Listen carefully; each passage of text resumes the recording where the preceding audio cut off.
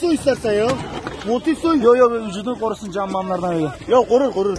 Arkadaşlar servikal.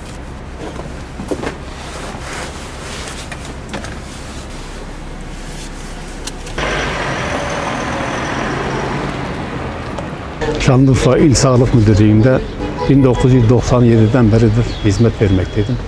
2014'ten beri de UMKE'de gönüllü olarak görev yapmaktayım. 2011'de Van depreminde UMKE olarak görevli olarak gittim. Bu depremde kurtarmaya giden ekip bu sefer kurtarmaya muhtaç oldu. 15 bir sarsıntıyla uyandım.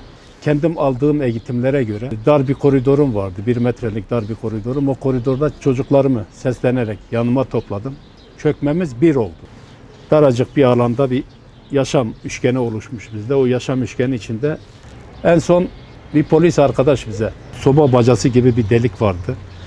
Küçücük bir delikten yanaştı bize. İyi misiniz? İyiyim dedim.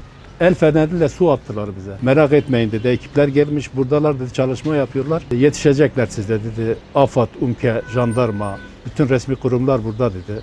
4,5 saate yakın bir çalışmadan sonra yanımıza ulaştılar. Çıkardıktan sonra çocuklarımı peyderpey yani toplam 10 saat bir süre geçti. O enkazın altından çıkarılmamız. Bir 4 aya yakın bir tedaviden sonra aktif olarak tekrar görevimin başına döndüm. Vatandaşa yardım etmeye çalışıyorum. Büyük bir afet yaşadık. Rabbim bir daha bir afatı yaşatmasın.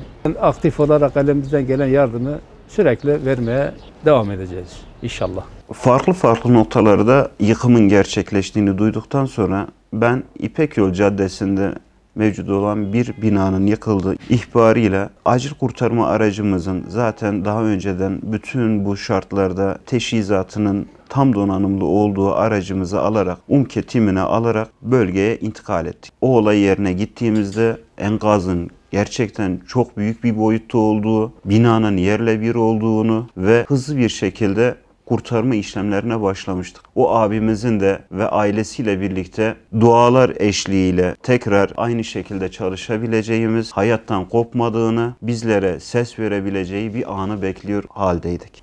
Temennimiz odur ki bir daha böyle büyük bir afeti yaşamayız.